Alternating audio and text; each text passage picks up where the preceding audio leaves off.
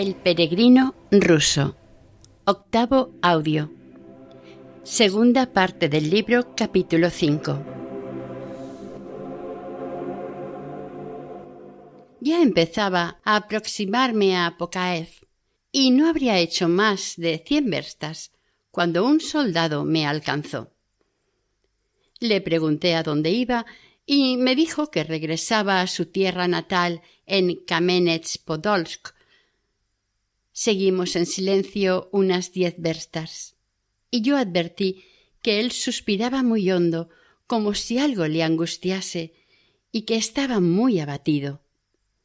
Le pregunté por qué estaba tan triste. Buen amigo, ya que habéis reparado en mi pesar, si me juráis por todo lo que tengáis de más sagrado que no se lo vais a contar a nadie, os lo contaré todo acerca de mí, puesto que estoy cerca de la muerte y no tengo a nadie con quien hablar de ello. Le aseguré como cristiano que no tenía la menor necesidad de contárselo a nadie y que, por amor fraterno, me alegraría darle toda la ayuda que pudiese. Pues bien, empezó. Fui reclutado como soldado entre los campesinos del estado. Después de unos 5 años de servicio, aquello se me hizo insoportable. De hecho, a menudo me azotaban por negligencia y embriaguez. Se me metió en la cabeza la idea de escapar. Y aquí me tenéis, desertor desde hace ya 15 años. Durante 6 años me escondí donde pude. Robé en granjas, despensas y almacenes. Robé caballos, atraqué tiendas y continué esta especie de profesión siempre yo solo.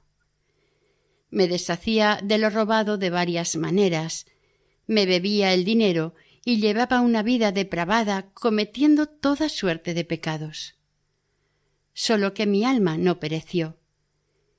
Me siguió yendo muy bien, pero al final fui a parar a la cárcel por vagar sin pasaporte. Pero incluso de allí escapé cuando se me presentó la ocasión. Entonces me encontré inesperadamente con un soldado que había sido licenciado del servicio y se iba a su casa, en una alejada provincia. Pero como estaba enfermo y apenas podía andar, me pidió que le llevase al pueblo más próximo, donde poder encontrar alojamiento. Le conduje, pues.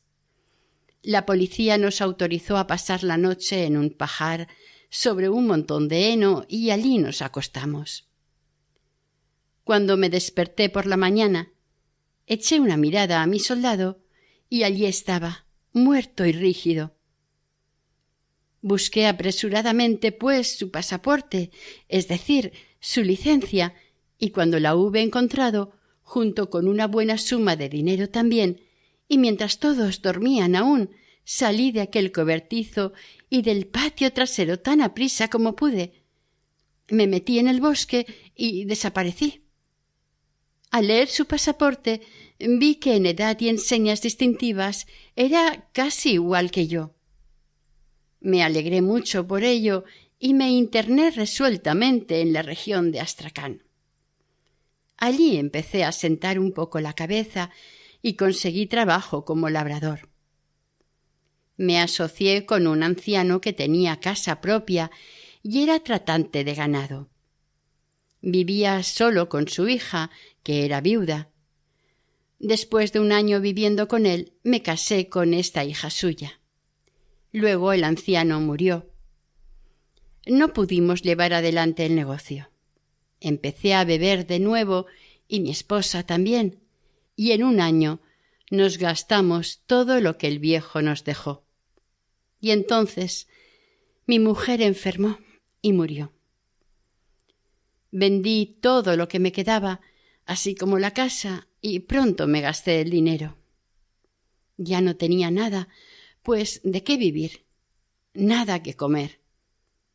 Así que volví a mi antigua profesión de comerciar con géneros robados y con tanta más audacia cuanto que ahora tenía un pasaporte.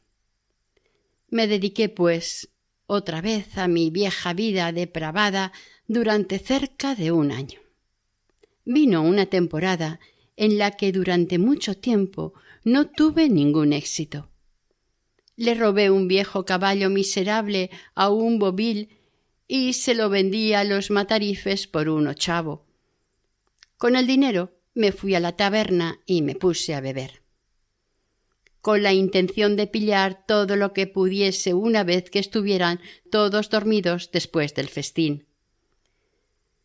Como el sol no se había puesto todavía, me metí en el bosque para esperar la noche. Allí me tumbé y caí en un profundo sueño. Y entonces tuve un sueño en el que me vi en una ancha y hermosa pradera. De repente, una nube horrible se levantó en el cielo y luego sobrevino un trueno tan espantoso que el suelo tembló bajo mis pies. Y fue como si alguien me hincase hasta los hombros en la tierra, la cual me oprimía por todos lados. Solo mis manos y mi cabeza quedaban fuera. Entonces, esa horrible nube pareció posarse en el suelo y de ella salió mi abuelo, que llevaba muerto unos 20 años. Fue un hombre recto y durante 30 años ejerció de capillero en nuestro pueblo. Se acercó a mí con rostro airado y amenazador, y yo temblé de miedo. Pude observar en las extremidades varios montones de cosas que yo había robado en distintas ocasiones. Aún me asusté más. Mi abuelo vino hasta mí y, señalando el primer montón, dijo amenazadoramente: «¿Qué es eso?».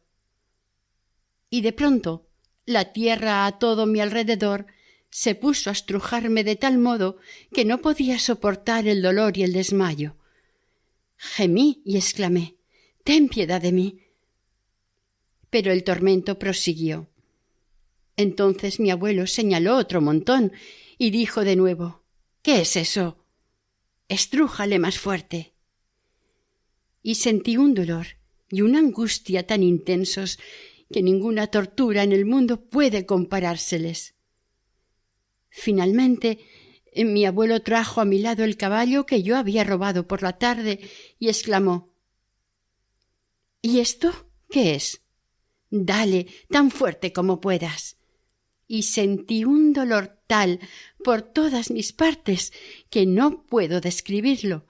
Así fue de cruel, terrible y extenuante. Fue como si se me hubiesen quitado todas las fuerzas y yo me ahogaba con aquel espantoso dolor. Sentí que no podría resistirlo y que perdería el conocimiento si aquella tortura continuaba un poco más. Pero el caballo dio una coz y me alcanzó la mejilla abriéndomela. Y en el momento de recibir este golpe desperté horrorizado y temblando como un alfeñique. Vi que ya era de día y que el sol se levantaba.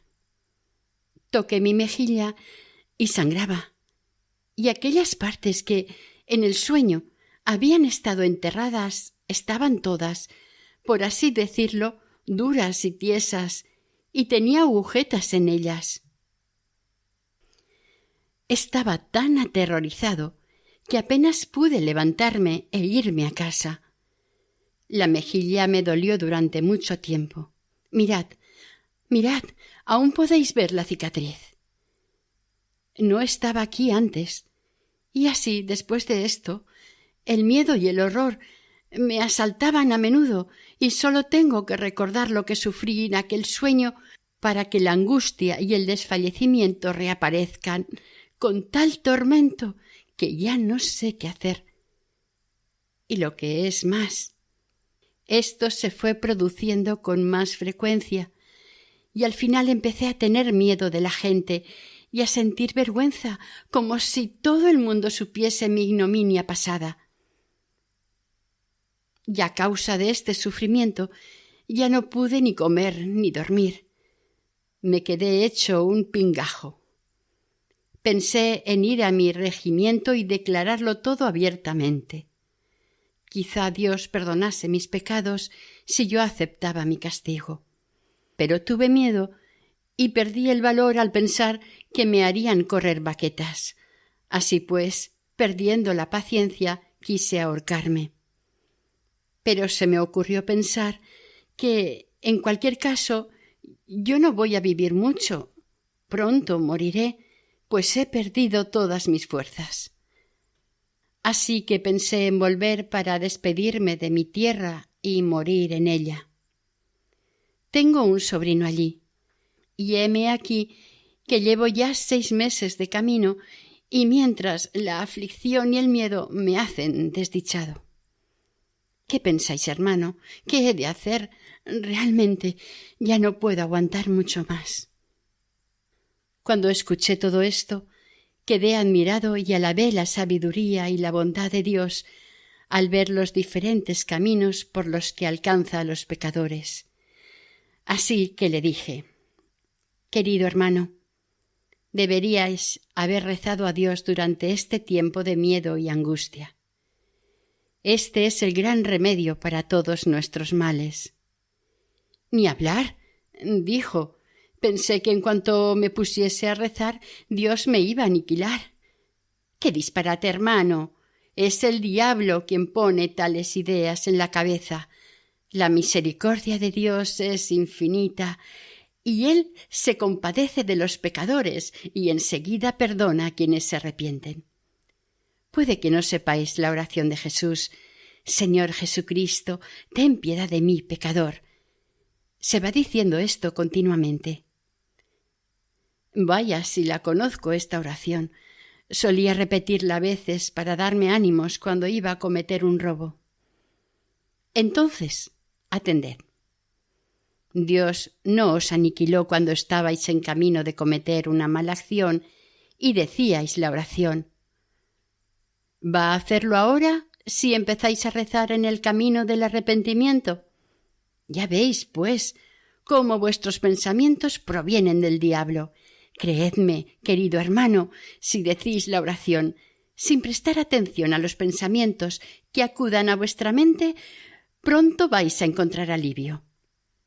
Todo el miedo y la tensión desaparecerán y por fin estaréis completamente en paz. Os convertiréis en un hombre piadoso y todas vuestras pasiones pecaminosas os abandonarán. Yo os lo aseguro, pues he visto muchos casos así en mi vida. Y a continuación le conté varios casos en los que la oración de Jesús había manifestado su maravilloso poder de obrar sobre los pecadores.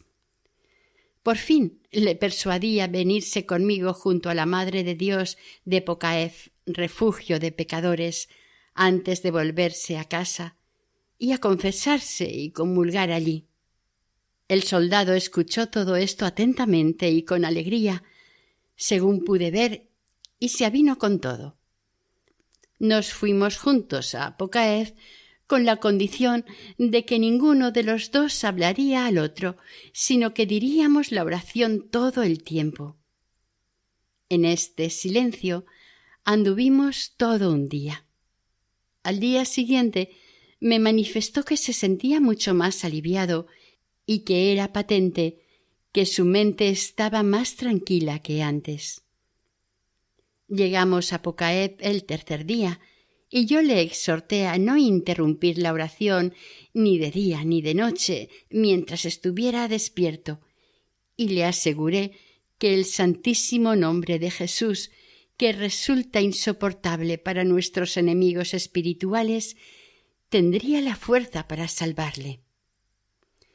Sobre este punto le leí en la Filocalía que, aunque debemos decir la oración de Jesús en todo momento, es especialmente necesario hacerlo con el mayor cuidado cuando nos preparamos para la comunión. Así lo hizo, y luego se confesó y tomó la comunión. A pesar de que, de vez en cuando, los antiguos pensamientos le asaltaban aún, ahora los apartaba fácilmente con la oración.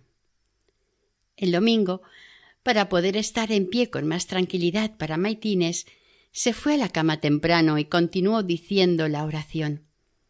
Yo me quedé aún sentado en el rincón leyendo mi filocalía junto a una vela. Pasó una hora. Él se durmió y yo me puse a rezar.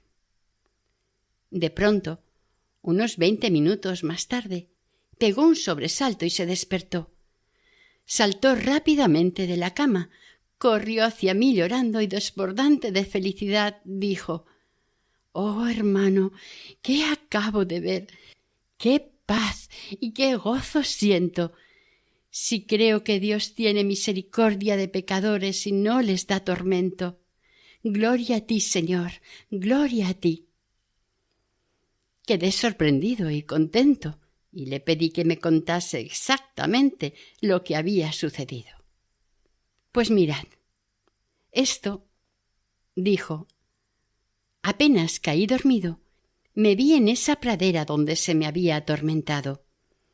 Al principio me aterroricé, pero vi que en vez de una nube, el sol se levantaba y una luz maravillosa brillaba sobre todo el prado.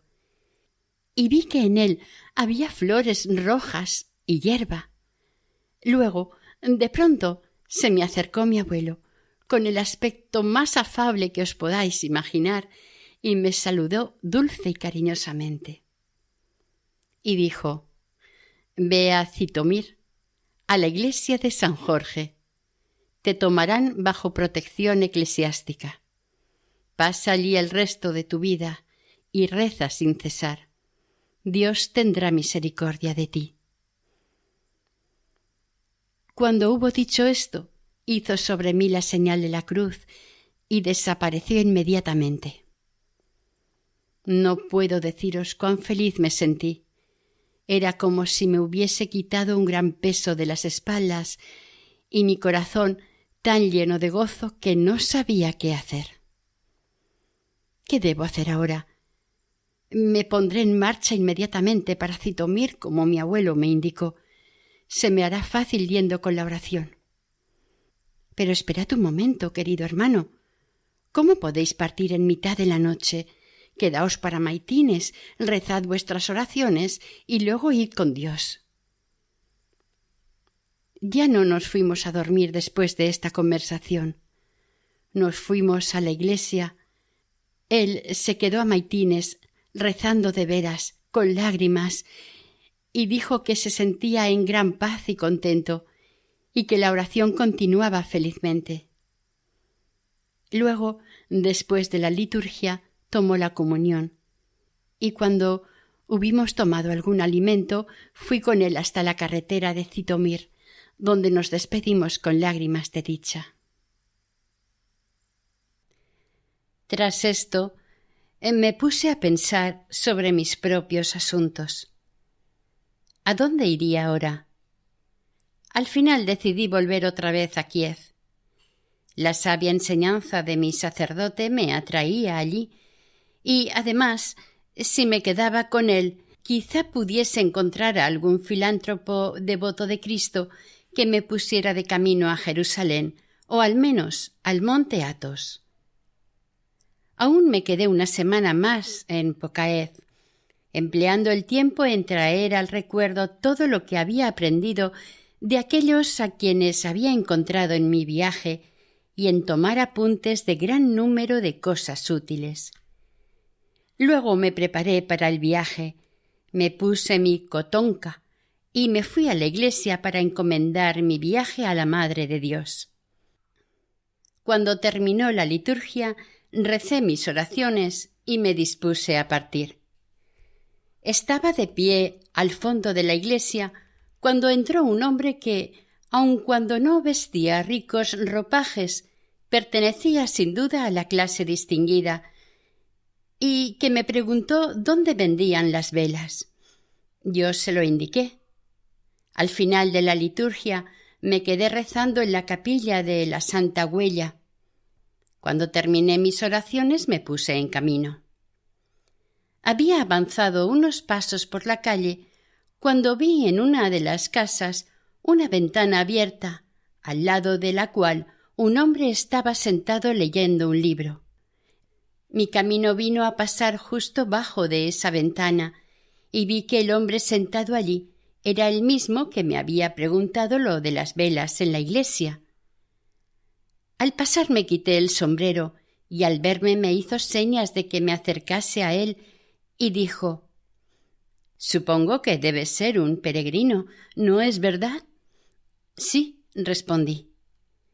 Me pidió que pasase y quiso saber quién era y a dónde me dirigía. Le conté todo sobre mí sin ocultar nada. Me ofreció un poco de té y se puso a hablarme. «Escucha, alma de Dios, yo te aconsejaría ir al monasterio Solovesteki. Hay allí un skit tranquilo y muy retirado llamado Anzersky. Es como un segundo Athos, y todo el mundo es bienvenido allí. El noviciado solo consiste en leer en turnos el salterio en la iglesia durante 4 horas de cada 24. Yo mismo me voy allí y he hecho voto de ir a pie. Podríamos ir juntos. Iría más seguro contigo, dicen que es una ruta muy solitaria. Por otro lado, yo tengo dinero y podría procurar tu sustento durante todo el viaje. Y yo propondría que fuésemos en estas condiciones: que caminásemos a unos 20 pasos uno del otro, así no nos estorbaríamos mutuamente. Y mientras anduviésemos podríamos ocupar el tiempo en leer todo el rato o en meditar. Piénsalo bien, hermano, y acepta, te valdrá la pena». Cuando escuché esta invitación, tomé este acontecimiento por una señal para mi viaje que me ofrecía la Madre de Dios, a quien había pedido que me mostrase el camino a la bienaventuranza. Y sin pensármelo 2 veces, acepté enseguida. Al día siguiente emprendimos el viaje. Anduvimos durante 3 días uno detrás del otro, tal como habíamos convenido. Él leía un libro en todo momento, un libro del que nunca se separaba, ni de día ni de noche, y a veces meditaba sobre algo. Al fin nos detuvimos en un lugar determinado para cenar. Él comió con el libro abierto delante y sin apartarle la vista. Vi que el libro era un ejemplar de los Evangelios y le dije: «¿Me permitís la pregunta, señor, de por qué no os separáis de los Evangelios ni un instante, ni de día ni de noche? ¿Por qué los tenéis siempre en la mano y los lleváis con vos?» «Porque de él, y sólo de él, aprendo casi continuamente», respondió. «¿Y qué aprendéis?», dije a continuación. «La vida cristiana, que se resume en la oración.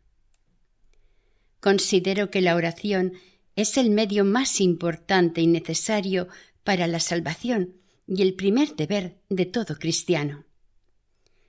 La oración es el primer paso en la vida piadosa y asimismo su corona, y es por tal motivo por lo que el Evangelio manda la oración incesante. Para los demás actos de devoción hay su momento asignado, pero en la cuestión de la oración no hay momentos de descanso.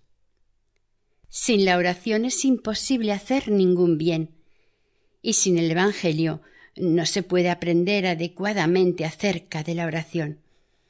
Por tanto, todos aquellos que han alcanzado la salvación por medio de la vida interior, los santos predicadores de la palabra de Dios, así como eremitas y solitarios, y desde luego todos los cristianos temerosos de Dios, fueron instruidos por su indefectible y constante ocupación con los abismos de la palabra de Dios y por su lectura del Evangelio.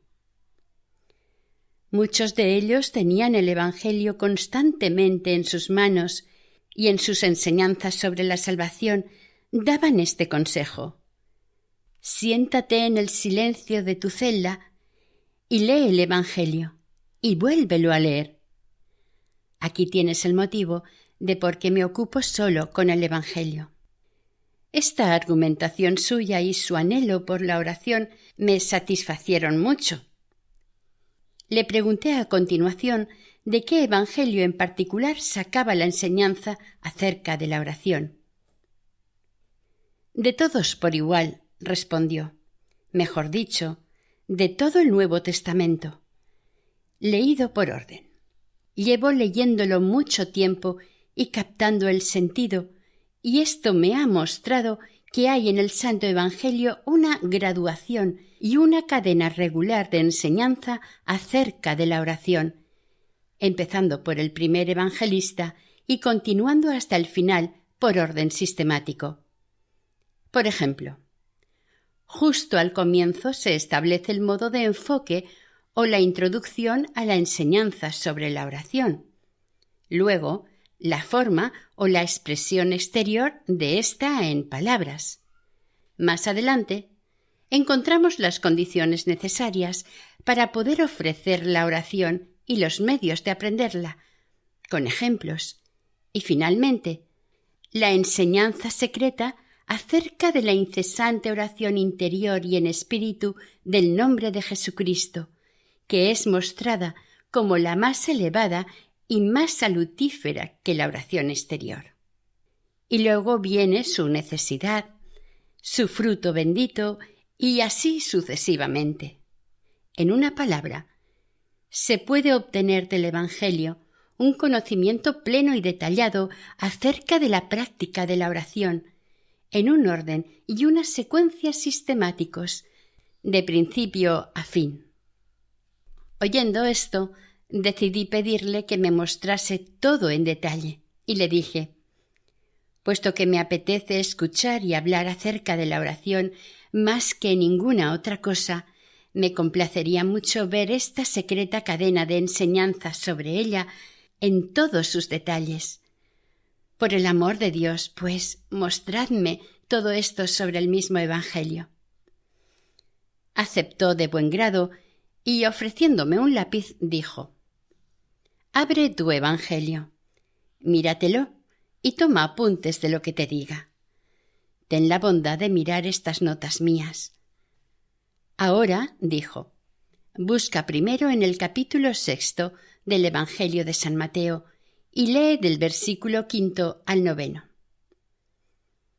¿Ves cómo aquí tenemos la preparación o la introducción, enseñando que debemos ponernos a rezar no por vanagloria y ruidosamente, sino en silencio y en un lugar solitario, y que debemos rezar solo por el perdón de los pecados y la comunión con Dios, y no inventar infinidad de demandas innecesarias sobre cosas temporales, como hacen los gentiles? Luego, lee más adelante en el mismo capítulo, del versículo 9 al 14. Aquí se nos da la forma de la oración, es decir, en qué términos debe ser expresada. Ahí tienes reunido con gran sabiduría todo lo que es necesario y deseable para nuestra vida. Después, continúa leyendo los versículos 14 y 15 del mismo capítulo y verás las condiciones que es necesario observar para que la oración sea eficaz, ya que Dios no perdonará nuestros pecados, a menos de que perdonemos a los que nos han agraviado. Pasa ahora al capítulo 7 y hallarás del versículo 7 al 12 cómo tener éxito en la oración, cómo ser intrépido en la esperanza. Pedid, buscad y llamad. Estas expresiones enérgicas describen la frecuencia en el rezo y el apremio en practicarlo, de tal modo que la oración no sólo acompañe toda acción, sino que incluso la preceda en el tiempo. Esto constituye la principal propiedad de la oración. Verás un ejemplo de ello en el capítulo 14 del Evangelio de San Marcos, del versículo 32 al 40, donde el propio Jesucristo repite a menudo las mismas palabras de la oración. El Evangelio de San Lucas, capítulo 11, versículos 5 al 14, da un ejemplo parecido de oración repetida en la palabra del amigo importuno y en el ruego repetido de la viuda, que ilustra la orden de Jesucristo de que debemos orar siempre, en todo momento y en todo lugar, y no abandonarnos al desaliento, es decir, a la pereza. Después de esta detallada enseñanza, es el Evangelio de San Juan el que nos muestra la enseñanza esencial acerca de la secreta oración interior del corazón. Ello se nos ilustra, en primer lugar, en el profundo relato de la conversación de Jesucristo con la samaritana, donde es revelada la adoración interior en espíritu y en verdad que Dios desea y que consiste en la verdadera oración continua como una fuente de agua viva que salta hasta la vida eterna. Más adelante, en el capítulo 15, versículos 4 al 8, se nos describe más decididamente aún la fuerza, el poder y la necesidad de la oración interior, es decir, de la presencia del Espíritu en Cristo, en conmemoración incesante de Dios. Finalmente, lee los versículos 23 al 25 del capítulo 16 del mismo evangelista. Fíjate qué misterio se nos revela allí. Tú observas que la oración de Jesús, cuando se repite con frecuencia, tiene la mayor fuerza y con gran facilidad abre el corazón y lo santifica. Esto puede observarse muy claramente en el caso de los apóstoles, que habían sido discípulos de Jesucristo durante todo un año y a quienes Él ya había enseñado el Padre Nuestro, que conocemos a través de ellos. Pero al término de su vida terrena, Jesucristo les reveló el misterio que aún faltaba en sus oraciones. A fin de que su oración pudiese dar un claro paso adelante, les dijo: «Hasta ahora no habéis pedido nada en mi nombre.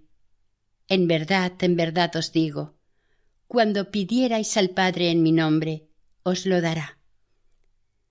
Y así sucedió en su caso. Puesto que siempre ya luego, cuando los apóstoles aprendieron a ofrecer oraciones en el nombre de Jesucristo, cuántas obras maravillosas realizaron y cuán abundante luz fue derramada sobre ellos. ¿Ves ahora el encadenamiento, la plenitud de la enseñanza acerca de la oración depositada con tanta sabiduría en el Santo Evangelio? Y si sigues después con la lectura de las epístolas de los apóstoles, puedes encontrar en ellas también la misma enseñanza consecutiva acerca de la oración. Como continuación a las notas que ya te he dado, te mostraré varios pasajes que ilustran las propiedades de la oración. Así, en los Hechos de los Apóstoles se describe su práctica, es decir, el constante y diligente ejercicio de la oración de los primeros cristianos, que fueron iluminados por su fe en Jesucristo. Se nos refieren los frutos de la oración o el resultado de estar constantemente en oración, es decir, la efusión del Espíritu Santo y de sus dones sobre los que rezan. Verás algo parecido a esto en el capítulo 16, versículos 25 y 26. Luego, sigue por orden las epístolas de los apóstoles y verás.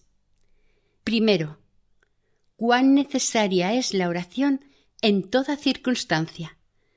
Segundo, cómo el Espíritu Santo nos ayuda a rezar. Tercero, cómo todos debemos rezar en espíritu. Cuarto, cuán necesarias son la tranquilidad y la paz interior para la oración. Quinto, cuán necesario es rezar sin cesar. Y sexto, que no debemos rezar solo por nosotros mismos, sino por todos los hombres. Y de este modo, consagrando largo tiempo a extraer con gran cuidado el significado, podemos encontrar aún más revelaciones del conocimiento secreto que se oculta en la palabra de Dios, el cual se nos escapa si solo la leemos de vez en cuando o por encima. ¿Te das cuenta, después de lo que te acabo de indicar, con qué sabiduría y qué método revela el Nuevo Testamento la enseñanza de nuestro Señor Jesucristo sobre la materia que hemos estado investigando? ¿En qué maravillosa secuencia está expuesta en los 4 evangelistas? De este modo, en San Mateo vemos el acceso, la introducción a la oración, la forma concreta de ésta, las condiciones de la misma, y así sucesivamente. Sigamos adelante. En San Marcos encontramos ejemplos, en San Lucas parábolas, en San Juan el ejercicio secreto de la oración interior, aunque esto también se encuentre en los otros evangelistas, bien sea brevemente, bien por extenso.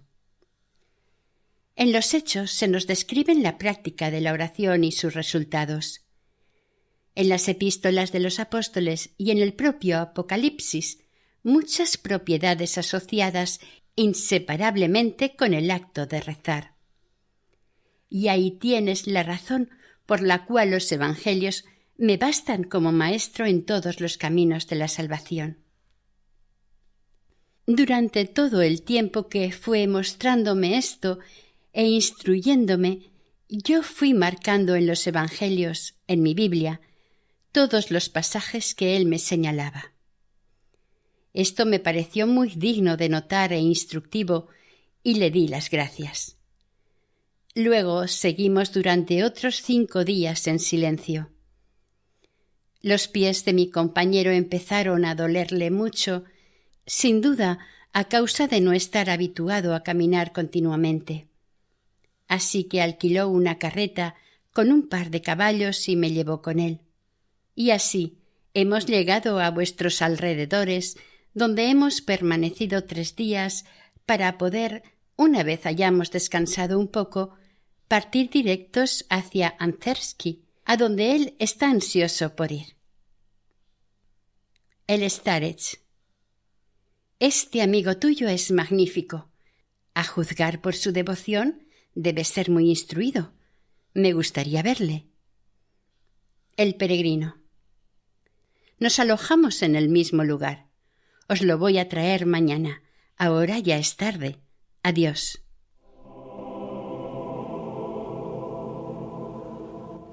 Fin del 8º audio del peregrino ruso.